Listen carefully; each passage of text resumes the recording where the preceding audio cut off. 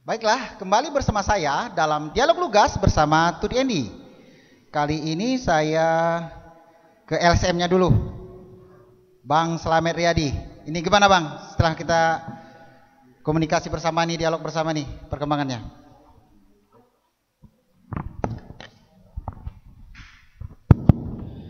Assalamualaikum warahmatullahi wabarakatuh. Waalaikumsalam warahmatullahi wabarakatuh. Tabik pun, Ya pun. yang terhormat tokoh masyarakat, kemudian beberapa satker pemerintah daerah Kota Metro yang hadir, kemudian rekan-rekan GML dan seluruh rekan-rekan media yang telah hadir pada kesempatan pada siang hari ini. Jadi yang pertama, saya menganggapnya ini adalah sebuah klimaks, gitu kan? Klimaks daripada suara-suara dari masyarakat yang ingin semua persoalan-persoalan ini kemudian dibuka, kemudian juga clear persoalannya di mana, siapa yang melakukan pelanggaran, siapa yang melakukan penyelewengan, penyalahgunaan wewenang. Saya harap itu semua harus clear pada kesempatan siang hari ini. Nah, yang pertama saya ingin bercerita dulu. Tahun 2013 saya waktu itu masih mahasiswa, dan saya masih ingat waktu itu kami bersama gerakan mahasiswa dan pedagang itu melakukan demonstrasi secara besar-besaran di pemerintah daerah Kota Metro. Ketua DPR-nya masih Pak Darsono, dan tidak tanggung-tanggung Bang, kami nginep 7 hari 7 malam di Pemda Kota Metro. Tujuannya apa? Tujuannya adalah penolakan, termasuknya salah satu itemnya itu adalah penolakan pembangunan yang ada di Kopindo, Terminal, Nuban, dan penolakan relokasi ke Pasar Tejo Agung 24. Nah, itu yang pertama. Kemudian yang kedua, kita juga pada tahun 2018 bersama kawan-kawan saya melakukan pergerakan lagi, yang mana intinya seperti tadi sudah disampaikan poin-poinnya itu, kita ingin pemerintah itu meninjau ulang perjanjian kerjasama antara Pemda dengan PT Soekarso Wawai dengan Rindang 31, meninjau ulang perjanjian kerjasama itu, karena kami menilai bersama kawan-kawan dalam konteksnya perjanjian kerjasama tersebut banyak sekali yang tidak sesuai. Nah, ini contohnya kawan-kawan. Ini ada data, boleh dicek. Ini ada data. Di sini mungkin ini ada Pak Dishub ya. Saya kira Dishub ini dasarnya adalah seat plan yang dikeluarkan oleh pemerintah daerah, bahwa di situ disebutkan, di situ ada pembangunan yang berbeda-beda kawan-kawan. Di sini di perjanjian kerjasama antara pemerintah daerah dengan pihak ketiga disebutkan pembangunan ruko 2 lantai ukuran 4 meter kali 10 meter sejumlah 10 unit kawan-kawan, sejumlah 10 unit. Tapi kenyataannya di sini yang dibangun adalah 7 unit. Nah, saya sudah pernah klarifikasi dengan Dinas Pasar, tetapi tidak pernah ada jawaban yang ingkrah, gitu kan? Yang ingkrah tidak ada, bahkan berbelit-belit, mundur dan lain sebagainya. Kemudian yang kedua, saya juga ingin sampaikan berkaitan dengan pembangunan Jalan Jenderal Sudirman. Saya sudah berkirim surat kepada BPPRD.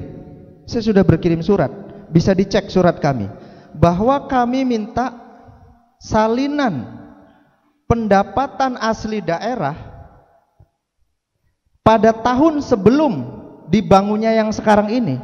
Makanya tadi sudah disebutkan, kalau tidak salah kan 248 juta sekian dalam per 1 tahun.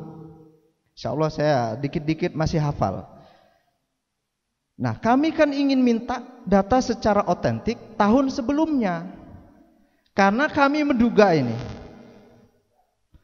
tahun sebelumnya kami menduga ini berkisar 460 juta per tahun dalam dugaan kami. Artinya apa? Dalam proses pembangunan itu kami juga melihat ada penurunan. Ada penurunan yang cukup signifikan. Itu yang kedua. Kemudian yang ketiga, saya ingin menyoroti persoalan Masjid Taqwa.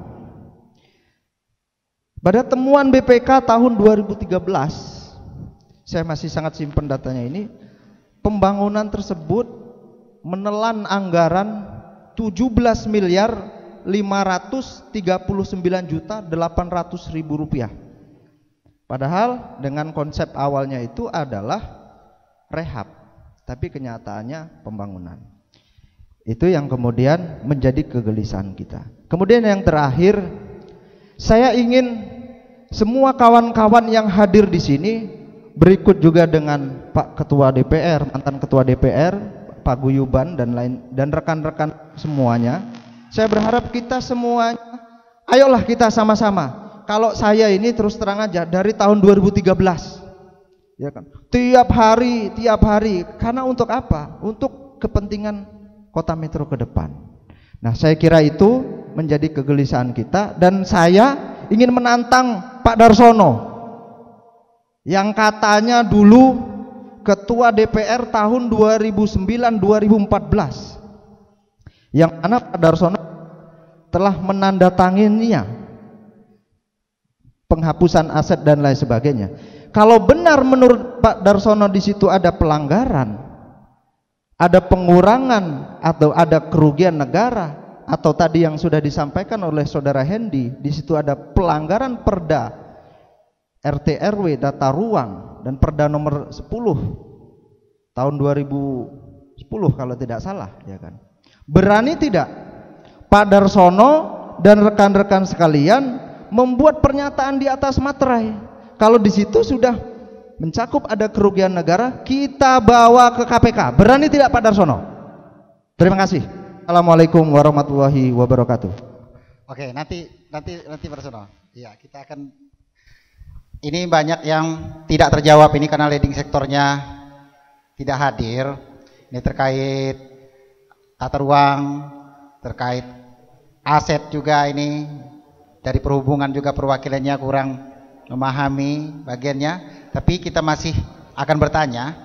Ini saya ke Dispenda dulu ini, dari paparan ini Pak, dari paparan dari kawan kita LSM ini, di mana-mana terjadi penurunan pendapatan daerah dari sumber mereka, pendapatan dari yang sebelumnya ke sekarang gitu. Itu gimana? Apa sebenarnya yang terjadi ini Pak, sepengetahuan Bapak itu Pak?